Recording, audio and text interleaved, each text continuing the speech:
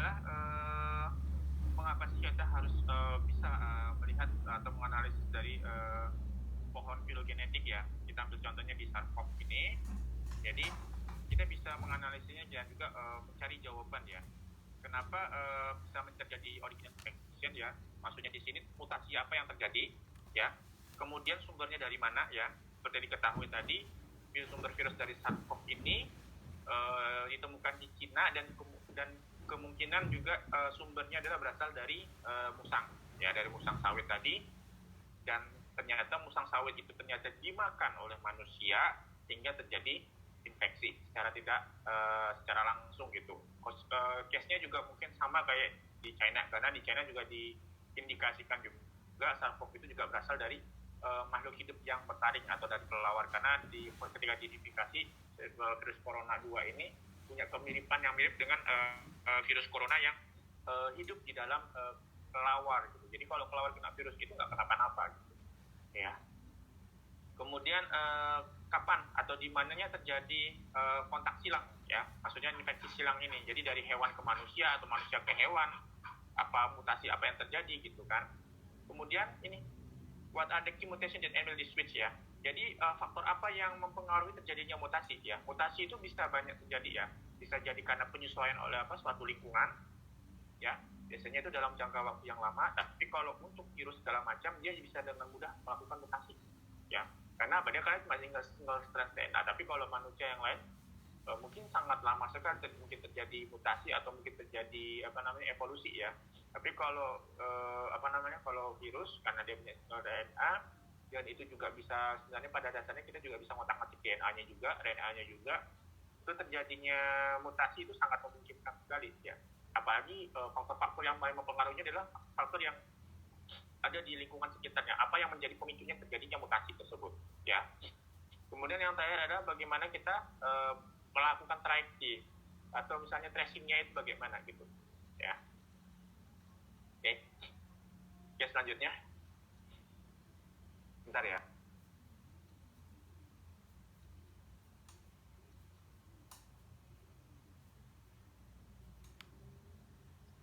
Nah ini pohon kingdomnya ya. Ini kalau kita bisa lihat, saya rasa saudara juga tahu ya. Di tingkat yang paling rendah adalah protozoa, dan yang tingkat paling tinggi adalah golongan mamalia ya. Oke, lanjut.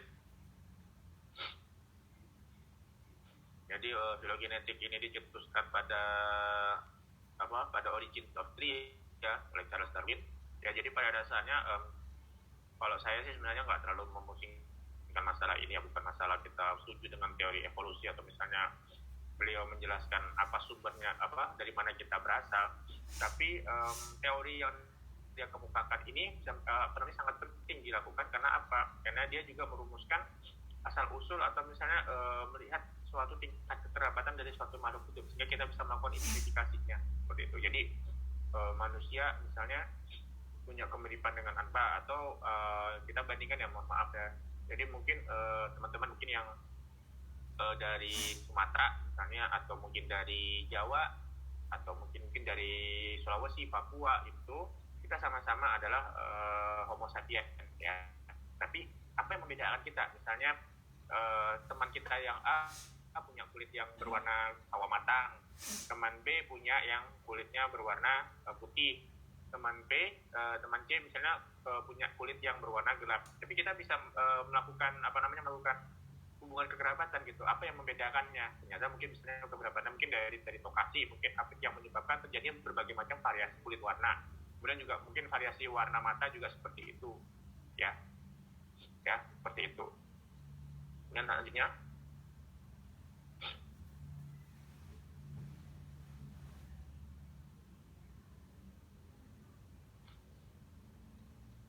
ya, jadi ini maksudnya adalah jadi molecular evolution dan juga filogeny itu adalah inferensi terhadap hubungan kekerabatan dari suatu tingkat evolusi ya. Selanjutnya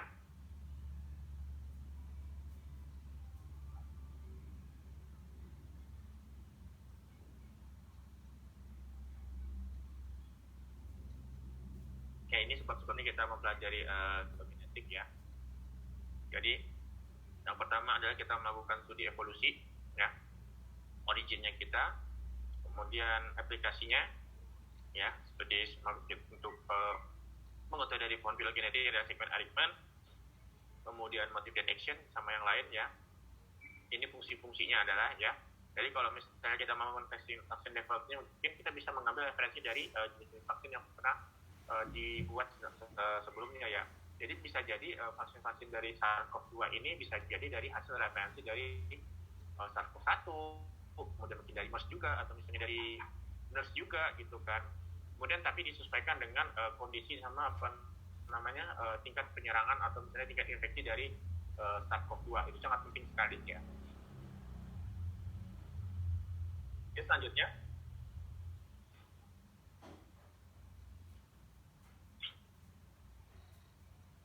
Jadi ini apa namanya definisinya ya, saudara bisa baca. Kemudian selanjutnya, nah tujuannya adalah kita membuat pohon filogenetik adalah kita bisa melakukan konstruksi representasi ya dari pohon. Jadi misalnya kita melihat satu kerabatan itu berdasarkan dari apa namanya cabang-cabangnya itu. Jadi semakin dia cabangnya dekat, berarti dia tempat kerabatannya paling dekat. Atau misalnya dia masih satu ranting, berarti dia punya apa namanya kekerabatan yang bagaimana gitu, seperti itu. Selanjutnya.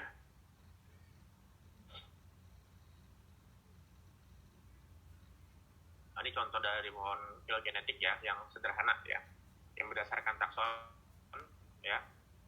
Selanjutnya. Nah, ini yang membedakan apa namanya membuat pohon filogenetik secara morfologi sama molekuler ya. Jadi kalau morfologi kita melihat apa namanya visualisasi dari suatu makhluk hidup ya, dia punya apa, keunikannya apa gitu. Kalau di biological molekuler yang kita lihat adalah urutan dari gen sequence sama dari protein ya. Jadi ada spesies tree sama gen tree ya. Kalau spesies tree mungkin kita bisa merujuk pada morfologi. Kemudian kalau genetic tree itu bisa kita merujuk pada molekul filogenetic tree yang kita bukan dari molekuler ya. Selanjutnya. Nah ini istilahnya kadistik ya. Selanjutnya.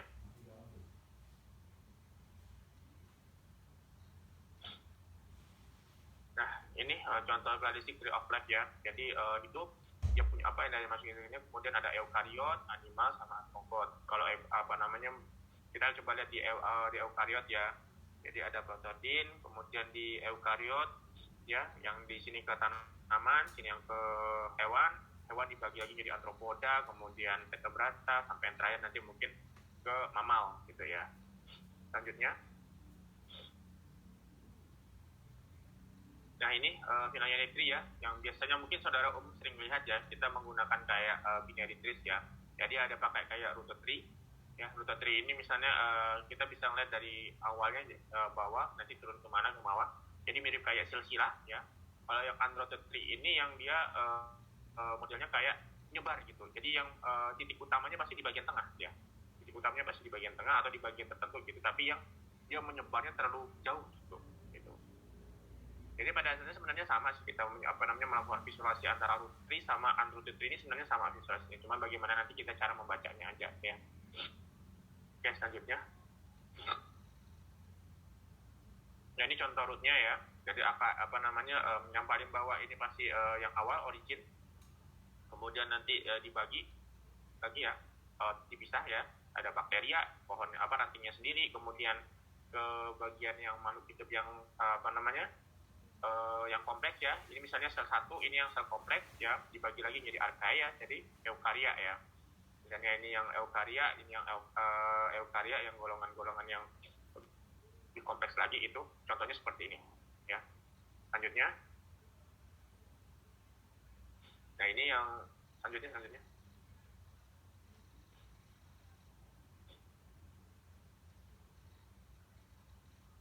Nah ini yang contoh dari unrooted tree ya. Jadi modelnya kayak bulat gitu, atau misalnya di nyebar-nyebar juga kayak net gitu juga bisa ya. Tapi biasanya paling umum kita pakai model yang root tree ya, yang kayak model akar itu, jadi lebih mudah kita melihatnya ya. Dan selanjutnya.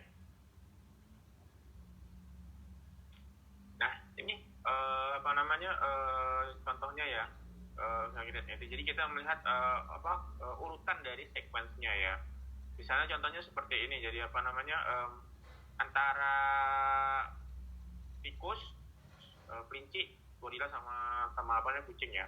Kita bisa lihat contohnya misalnya rabbit sama apa namanya kelinci sama gorila, dia punya kesamaan di ininya, di apa namanya di urutan sekuennya seperti ini ya.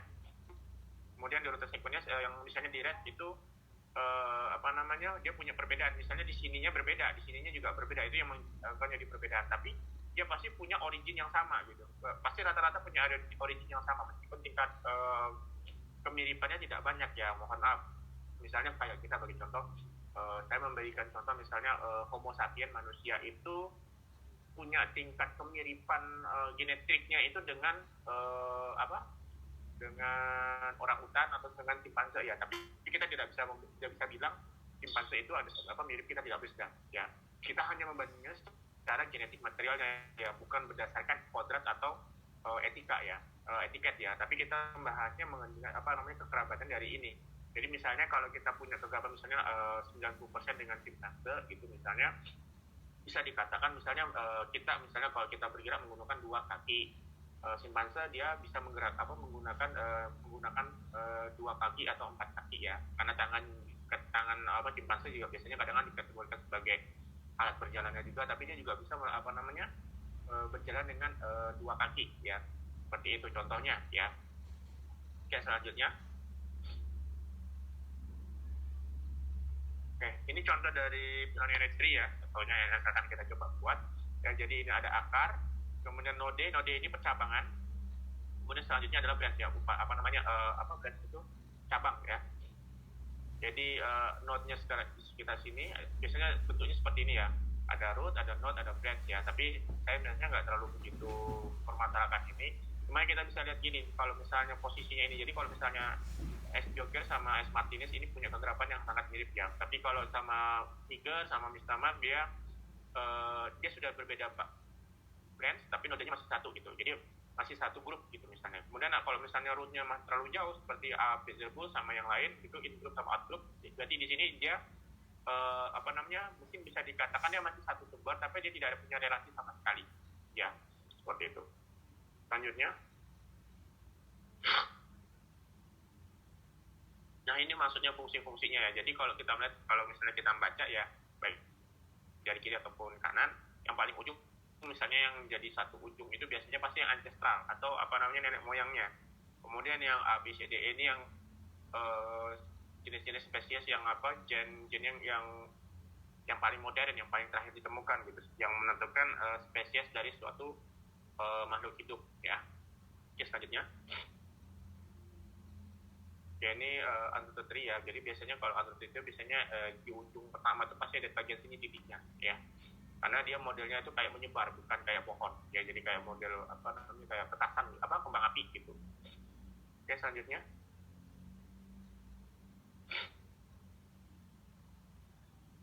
Jadi desain karakternya ya, jadi bisa berdasarkan kuantitatif research ya, jadi berdasarkan jumlah dari urutan sekuennya. Kemudian kalau yang kualitatif aspek misalnya dari jenis-jenis karakternya, jadi urutan sekuennya yang punya kemiripan satu sama lain, misalnya di urutan bahasa tertentu urutan sekuen tertentu punya kemiripan di mana gitu, seperti itu. Oke, selanjutnya.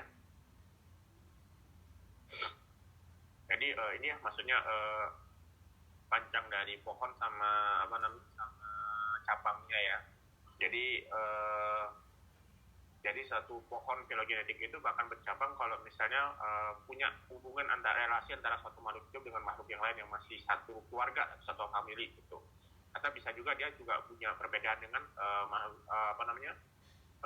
makhluk hidup yang lain, tapi dia masih satu pohon, masih bisa itu. Mungkin kingdomnya berbeda atau misalnya bagian bawahnya juga berbeda gitu. Ya. Ya, selanjutnya.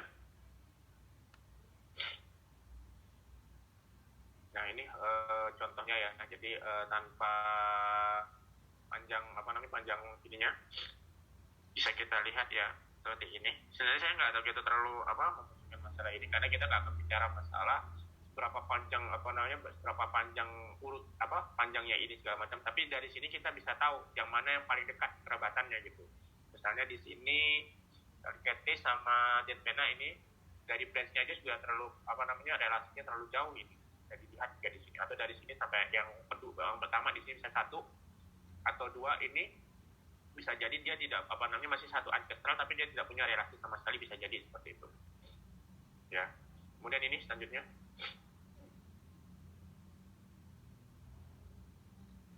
Kemudian ada trik ya dengan menyebutkan panjang lainnya ya. Jadi ini tingkat kegerapannya bisa diketahui ya.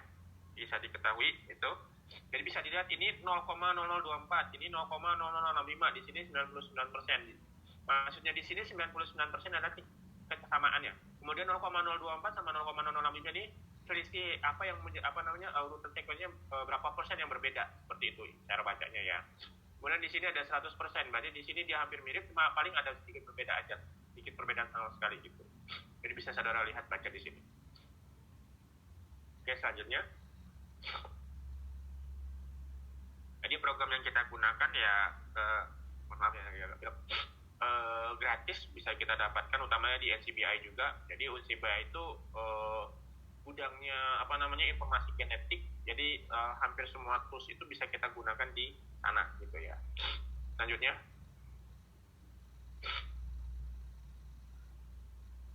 Oke, bisa saudara lihat ya. Menurut saudara apa ini? Mungkin ada yang bisa coba tebak apa ini.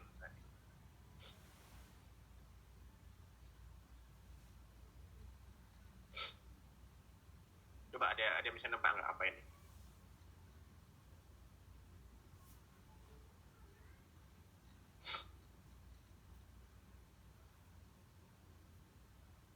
Gambarnya ya Pak?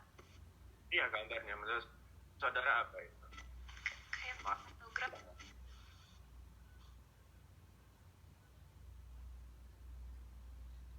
Ya, apa? Gimana?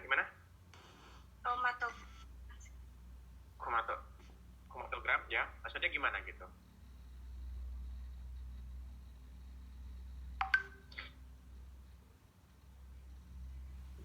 Maksudnya gimana? Bisa sedikit tebak-tebakan aja nggak apa-apa? Mungkin bisa saudara lagi ini bantu.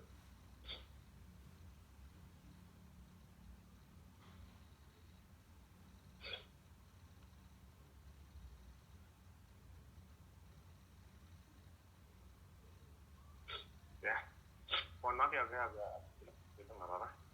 Nah, jadi bisa kita lihat ini kalau kalau saudara nanti akan melakukan sequencing DNA ya. Jadi bisa kita lihat residu-residu yang didapatkan ya data lengnya ini. Jadi yang di atas ini adalah urutan sequence ya, atas ini. Nah, semakin dia tingkat sequencingnya atau misalnya mudah dibaca gitu, atau misalnya dia panjang lengnya antara maksudnya nukleotidas yang lainnya ini, misalnya di sini ini merupakan data yang seberapa residunya yang dihasilkan itu bagaimana. Kemudian yang atas misalnya ini semakin jarang ya. Ini bisa terjadi kalau ketika membaca suatu data sequence itu antara jeda satu yang ini bisa terjadi ada semacam error, atau misalnya atau semacam terjadi suatu yang urutan bahasa yang tidak terbaca gitu. Bisa jadi seperti itu ya. Oke, selanjutnya. Nah, kesalahan baca itu bisa terjadi kalau saudara melakukan sequencing DNA ya.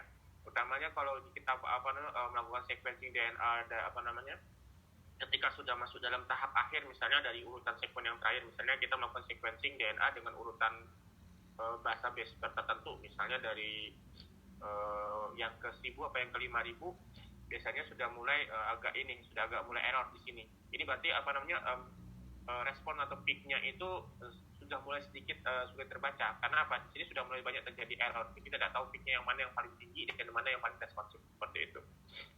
Oke, selanjutnya. Ya, ini dari visualizing review-nya ya, bisa saudara lihat. Ya. Selanjutnya. Oke, ini ada banyak contohnya ya. Oke, selesai untuk materinya. Oke, bisa diinikan ke saya? Silakan, kita coba buat ya.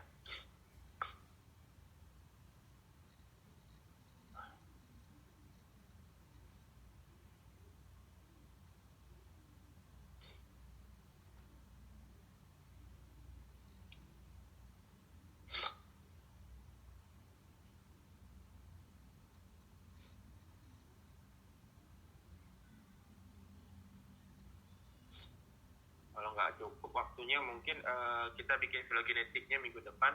Cuman sekarang saya mau jelaskan dulu tentang bagaimana caranya saudara buat alignment atau kasta terlebih dahulu ya. Atau misalnya saudara ingin melakukan blast gitu ya. Sebentar.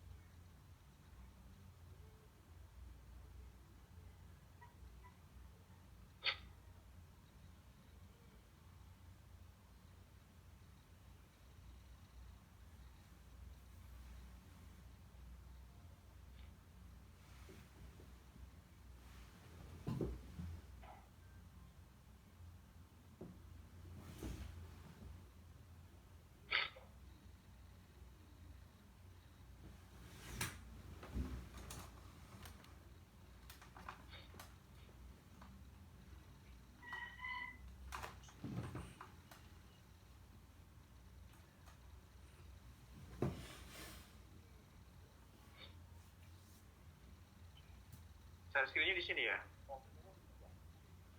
Sudah saya buka, Pak. Oke. Bentar.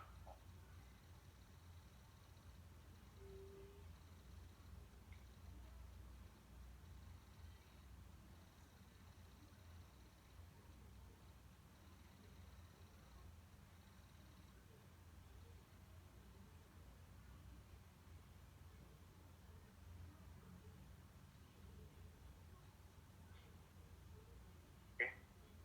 Nah, bentar ya, maaf, bentar ya.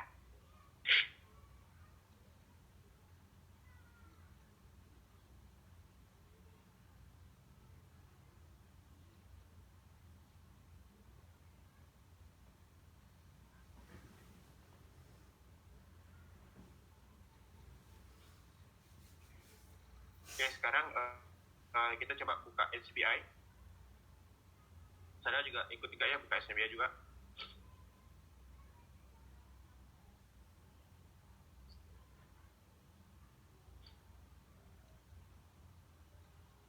Sudah dibuka?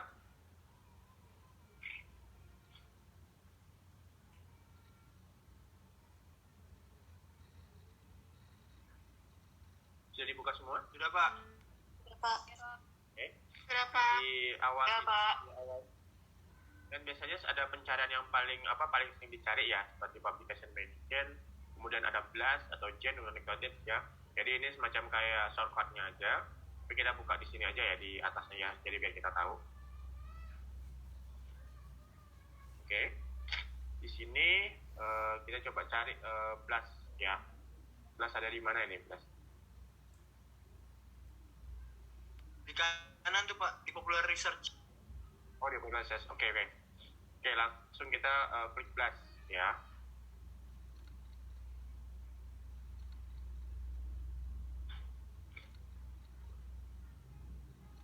Oke, kita coba ngambil contoh soalnya yang ada di latihan ya. Nah, di sini bisa saudara lihat ya, di sini ada yang nukleotide blast, ada yang protein blast ya. Jadi kalau yang pakai blastasic biasanya kita bisa ngubahnya dari nukleotida yang kita punya menjadi protein bisa, atau sebaliknya juga kita bisa coba ya ditranslasi ke nukleotida ya. Tapi biasanya kalau kita translasi ke nukleotidanya ini biasanya agak sering salah ya. Karena apa? Karena sistem penyusun dari codon itu kan macam-macam yang yang menjadi satu asam amino ya. Tapi kita biasanya coba kita pakai ke web blast aja ya. Jadi nukleotida blast ya. Jadi ada blast nukleotida sama blast protein ya. Ya, kita masuk ke nukleotida blast. Oke, bisa saudara lihat ya, di sini ada standar nukleotida blast ya. Kemudian di sini ada tulisan enter query sequence ya. Jadi kita bisa masukkan accession number. Kalau misalnya saudara punya accession number seperti yang kita lihat kemarin, bisa choose file atau FASTA sequence-nya. Jadi kalau misalnya saudara sudah download kemarin, kan saudara sudah dapatkan ekstensi dari FASTA ya kan? Ya kan? Atau misalnya saudara bisa, atau nanti bisa saudara nanti tinggal copy paste aja misalnya data sequence-nya yang saudara punya, misalnya dari Word ya. Kita ambil contoh misalnya, saudara bisa download sudah kalau di pertemuan ketiga di di kolom Google Classroom kan ada contoh soal FASTA buatan BLAS ini ya. Di contoh sequence soal prakteknya bisa saudara pakai nanti, atau misalnya saudara bisa ambil langsung di NCBI ya. Terserah saudara mau ngambil apa aja ya. Jadi saudara bisa ekspor ya. Oke, ini contohnya ini sequence BLAS-nya sequencing yang kita punya ya. Katakanlah di sini dari contoh dari soalnya ya. Nih. Nah, soalnya ini soal dari dosen yang lalu ya. Kita mau cari gen apa ini? Kita mau identifikasi gen apa ya ini? Katakanlah ini adalah gen random ya. Saya juga nggak tahu ini apa gennya apa. Kita coba ya. Jadi caranya gimana sih kita dapatkannya? Sudah dijelaskan tadi. Kita di sini kita bisa masukkan accession number-nya ya. Jadi kalau misalnya tadi saudara searching di NCBI tadi seperti yang minggu kemarin kan ada accession number-nya. Bisa saudara copy, tinggal saudara kasih taruh di sini. Atau misalnya kalau saudara punya choose file-nya, bisa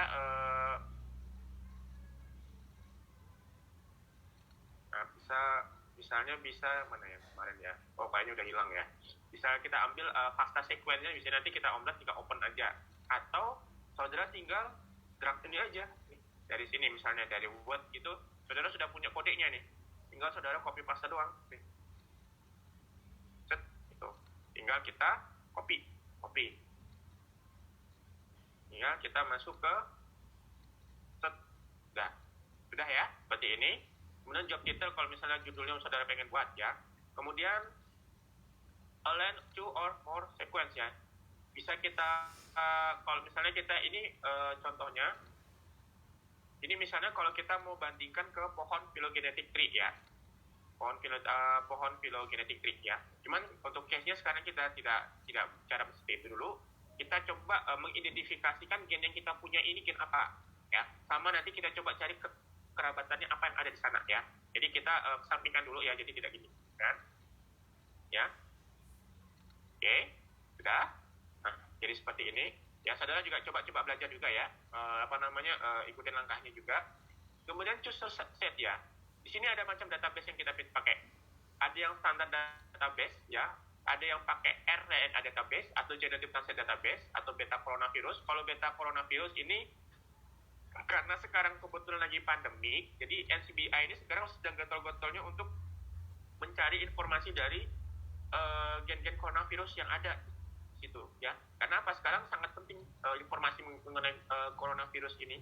Ya, apalagi sistem alignment-nya, jadi kita bisa tahu coding regionnya bagaimana, kemudian protein yang dihasilkan apa saja ya.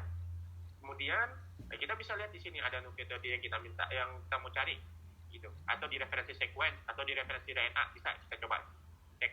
Tapi kita pakai di nukleotida saja ya. Setelah itu baru kita lihat. Nah, ini redundansinya ya. Redundansinya kita bisa optimasinya ya. Jadi istilahnya redundansi itu kayak kita mencari menghilangkan suatu data-data yang mungkin tidak signifikan atau misalnya tidak terlalu mirip sama data yang ada.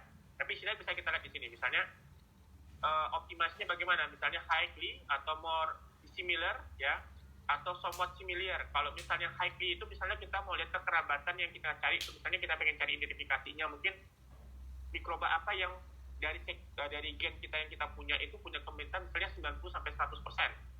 Misalnya, kalau more destabilize mungkin kita range-nya mungkin lebih jauh lagi, mungkin misalnya sekitar 70 sampai 80% atau 70 sampai 85%. Kalau yang somewhat similar itu mungkin lebih rendah lagi ya, bisa 30-40%. Karena itu nanti penting kalau misalnya kita mau bikin phylogenetic tree ya. Tapi ini kita coba dulu ya, karena kita mau belum mengidentifikasikan gen apa ini ya. Setelah itu semua sudah, kemudian di sini BLAST ya. Ini ada tombol show result in the new window. Ini kalau misalnya saudara mau nampilkan ke window berikutnya ya. Tapi ini tidak perlu. Jadi kita tinggal langsung ke blast aja. Tinggal setelah semuanya sudah dicek semua ya. Sudah dicek semua. Baru setelah itu kita tinggal ke klik blast. Oke, blast. Nah, ini agak sedikit makan waktu lama ya karena dia sedang mencari ya. Ya, sambil dia mencari mungkin ada yang bisa mau ditanyakan dulu mengenai tekniknya. Ini masih mencari dia. Ada yang mau ditanyakan terlebih dahulu?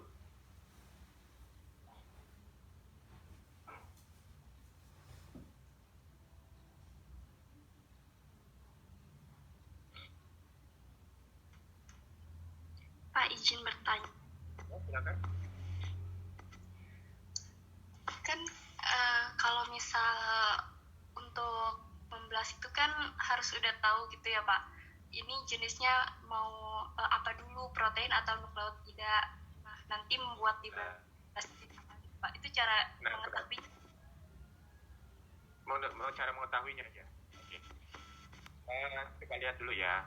Ini kan kita punya informasi ya. Kalau misalnya saudara melakukan penelitian nanti, atau misalnya saudara melakukan sequencing DNA, pasti kan saudara dapatkan urutan nukleotidanya. Misalnya ini kan pasti sudah ketahuan nih, ada C, G, T, A, T, G, G, A, ya kan? Ini pasti nukleotida kan? Cuman kalau misalnya kita identifikasi kan kita belum tahu namanya apa gitu, atau yang gen ini menjadi protein apa, atau misalnya gen ini punyanya siapa yang paling mirip gitu, ya kan? Nah, kalau protein kita tinggal lihat sequencing dari asam aminonya aja. Mungkin di sini ada nggak ya? Oh, nggak ada di sini. Ya. Jadi sequencing itu ada dua macam ya. Ada yang namanya DNA sequence ya. DNA sequence itu ya terdiri dari 4 bahasa ini. Di bahasa ini aja ada CTAG gitu. Tapi kalau misalnya protein, kita bisa ngelihat tadi tulisannya variasi gitu. Misalnya M, P, R, A, P, T, K, itu jelas-jelas itu protein ya, urutan asam amino gitu. Jadi kita bisa tinggal identifikasi aja. Nanti setelah itu maaf ya, kita balik lagi. Ini kan kita pakai blast nukleotida kan ya, karena kita pakai nukleotida blast. Kalau misalnya pakai blast yang protein, kita buka dulu ya.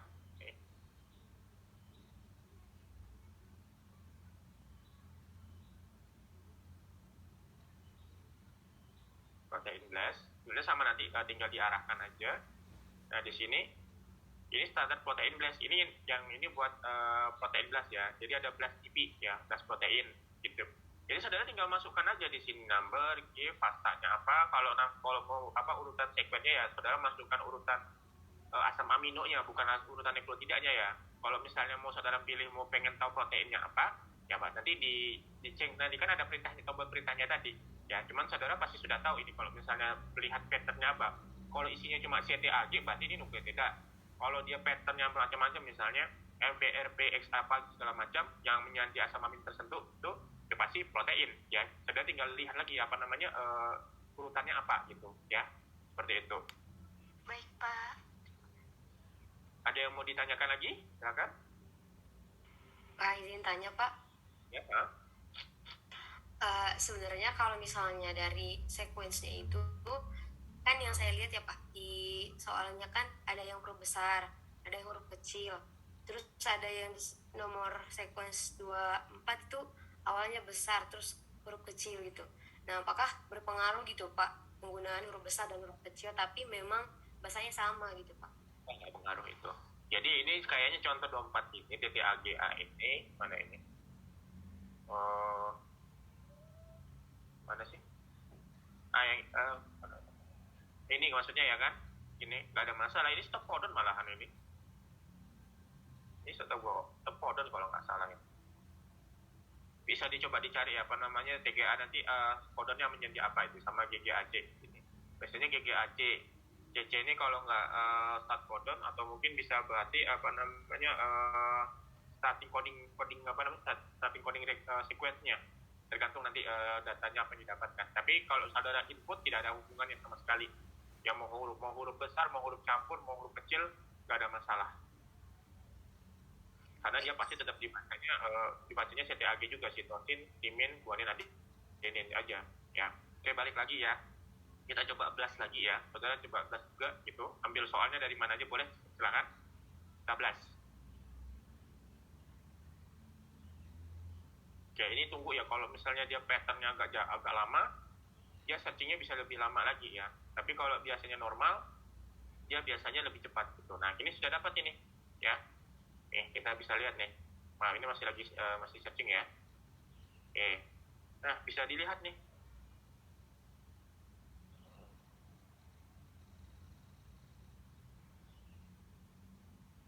Saudara bisa lihat kan informasinya ada ya.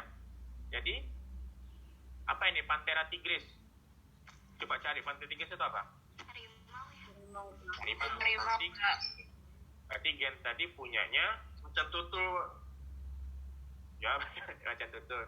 Nah, bisa kita lihat ini scientific name-nya apa? Ada Panthera tigris, macan tutul. Panthera pardus apa? Coba searching.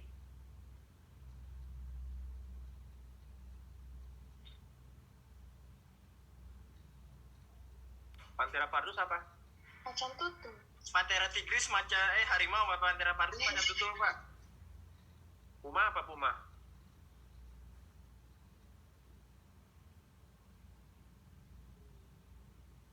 Puma macan hitam ya bukan? Kalau Panthera leo? Singa, Pak. Enggak ya. Oke. Kemudian bisa lihat lagi nih, max score-nya paling tinggi apa yang paling mirip? Yang paling mirip ternyata ini punyanya dari Panthera tigris atau harimau gitu. Kemudian identifikasi yang punya di NCBI itu ada sebesar 100% ya. Kemudian ini yang diprediksi juga, misalnya transkrip-variannya apa, mRNA-nya sama ya. Kemudian dia punya kemiripan yang mana yang paling mirip di sini nih? Yang paling mirip mendekatin adalah Panthera pardus tadi, macan tutul ya. Iya, Pak. Concolor apa? Puma, Pak. Macan kumbang bukan? Puma itu kan hitam kalau nggak salah. Macan kumbang bukan? Singa gunung, Pak. Hah? Singa gunung? Singa gunung. Oke, ya nggak apa-apa. Kemudian Panthera leo singa biasa yang di savana ya. Jadi bisa saudara lihat di sini. Jadi yang paling mirip di sini ya, kita ambil acuan aja ya kan, yang nomor 1 misalnya fix ya, yang atas itu punyanya harimau. Kemudian lihat kegerapannya yang paling dekat, yang paling mirip gitu. Yang paling mirip adalah Panthera pardus tadi, macan tutul. Kemudian juga masih ada satu kerabat sama singa gunung tadi ya kan. Ada 99 tingkat kemiripannya 68%. 0, berapa ini? 99,60%, hampir 1% ya. Berarti kemungkinan kalau misalnya kita coba lihat ya, miripan yang berbeda apa itu? Mungkin saudara bisa jelaskan di morfologi, misalnya warnanya apa yang membedakan persentasenya, atau mungkin surainya bagaimana, atau ukuran tubuhnya bagaimana, itu yang membedakan. Tapi secara taksonomi dia sama gitu. Kemudian bisa lihat ini Felis catus ya. Felis catus apa Felis? Kucing kalau nggak salah. Kalau Canis? Kalau Canis apa Canis?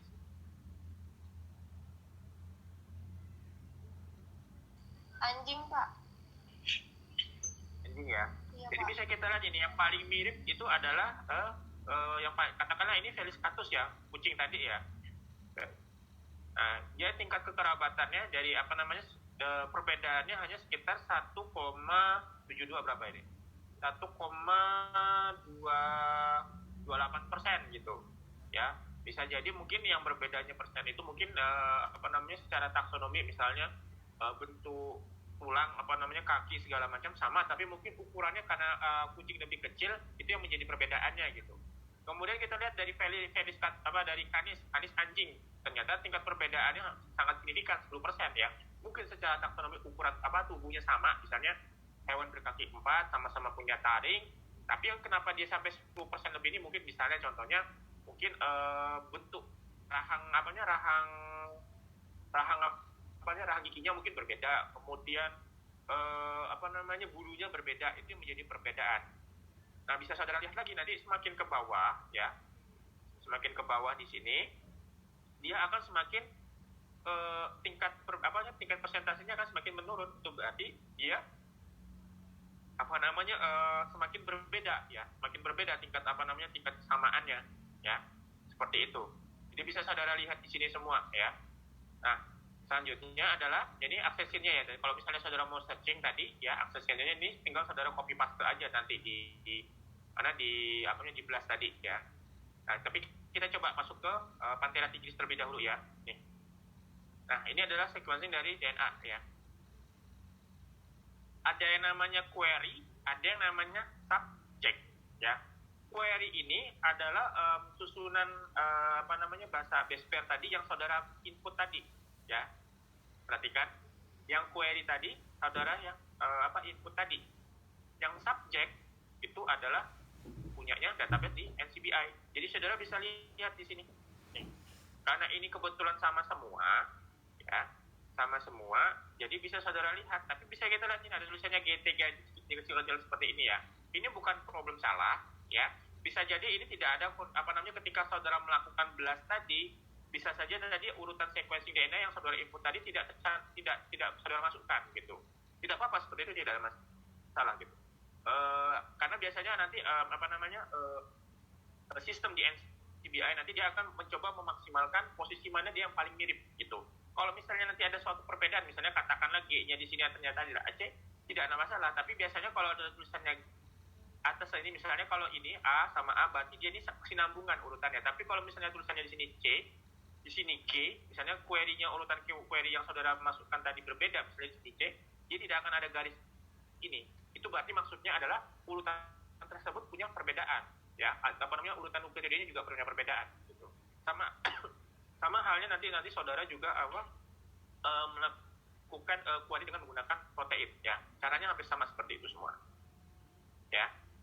Jadi bisa saudara lihat di sini. Jadi hampir semuanya sama ya. Hampir semuanya sama. Ya. Kemudian ini yang lain. Jadi ini Pantheranya. Jadi bisa saudara lihat nanti kalau misalnya saudara tinggal mau download, tinggal masuk ke GenBank aja nanti. Ya. Oke. Jadi kalau misalnya saudara ingin melakukan mau melakukan alignment tadi, atau misalnya saudara ingin bikin phylogenetic tree, kayaknya waktunya nggak cukup ya. Mungkin minggu depan kita coba phylogenetic tree, tapi ini saya bahasnya terlebih dahulu.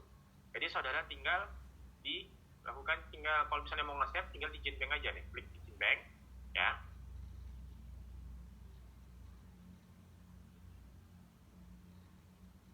Nah, udah ada di sini. Nah, di sini locusnya apa, locusnya mana, ini urutan akusnya sini, kemudian urutan originnya apa, ini urutan nukleotidanya ya. Nah, kemudian ini coding sequence-nya, coding CDS ini coding sequence, kemarin saya masih tahu tadi. Jadi coding sequence-nya itu yang punya punya coding sequence-nya, jadi urutan dari nomor 332 sampai dengan 1263. Berarti dia mulai coding sequence-nya itu dari 332, berarti sekitaran sini, berarti dari sini sampai di sini. Ini yang misalnya dari 1200 berapa? 1261. Nah, misalnya di sini. Nah, ini yang coding sequence ini akan menghasilkan protein atau urutan asam amino. Nah, urutan asam aminonya ini di sini ya. Sudah dijelaskan di di FASTA-nya juga. Kalau misalnya saudara mau download, ya udah tinggal klik FASTA aja. Sama caranya seperti mana juga. Coding. Kalau misalnya saudara mau tinggal copy paste masuk ke Word, saudara cuma tinggal copy paste aja gitu. Tinggal copy paste aja. Nih. Tinggal copy paste, copy, masukkan ke Word bisa, atau misalnya ke tinggal complete record, masukkan file, tinggal di save, bisa seperti itu ya. Oke, sampai sini ada yang mau ditanyakan? Bagaimana cara mengambilnya atau cara alignment-nya sama mencari data informasi yang ada, peniripannya? Bisa ditanyakan, silakan.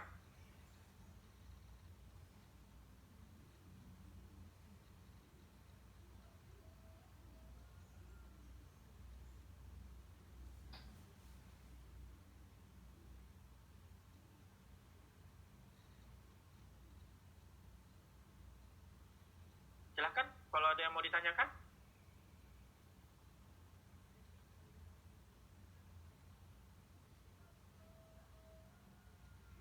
Nggak ada? Belum ada kayaknya, Pak. Oke, kalau nggak ada karena waktunya juga sudah habis, mungkin kita cukupkan dulu ya sampai minggu ini aja. Jadi minggu depan kita bahas, kita coba bikin phenotype genetiknya ya, phenotype genetic tree. Nanti kalau misalnya ada jeda waktu lagi, kita coba untuk membahas mengenai primer nanti. Cara buatnya dulu aja.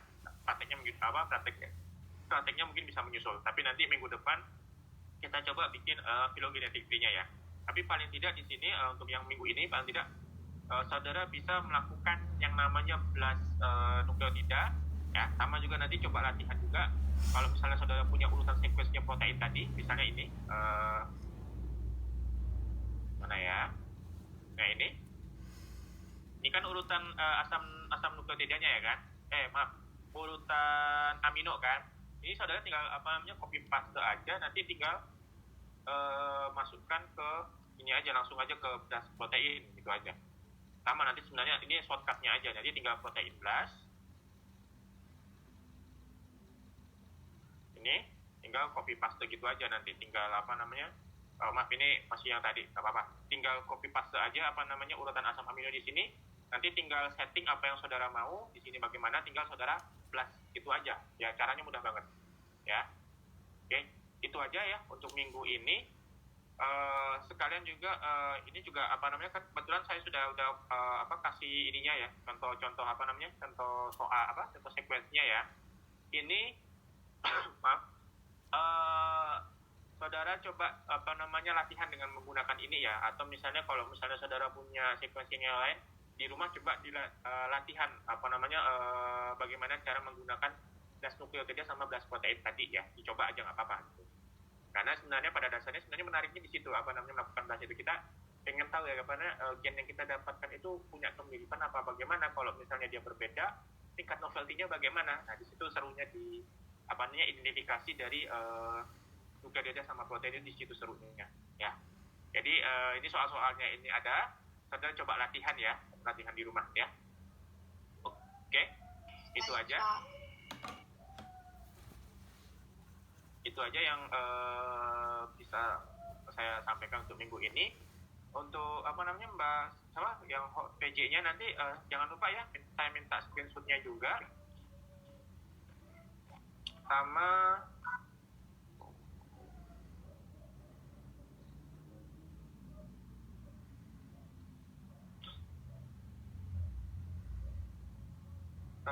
minta screenshot-nya juga, sama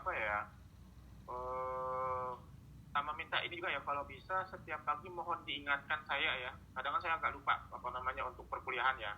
Misalnya malam sebelumnya atau pagi sebelumnya mohon diingatkan ke saya juga ya. Kadang kan saya lupa jadwalnya bagaimana ya. Iya, baik Pak. Itu aja ya. Masih ada lagi yang mau ditanyakan? Cukup Pak. Ya sudah cukup ya. Oke. Untuk hari ini saya cukupkan dulu sampai di sini. Terima kasih atas perhatiannya.